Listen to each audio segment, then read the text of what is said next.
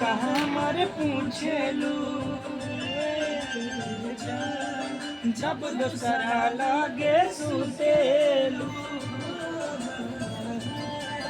अब हाल कहाँ मर पूछेलू जब दोसरा लागे सुतेलू।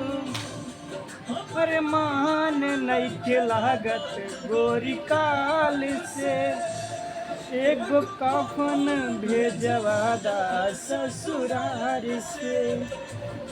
तू त दुल्हन बन गइलू सिनुर डाल के एगो कफन भेजवादा ससुरार से।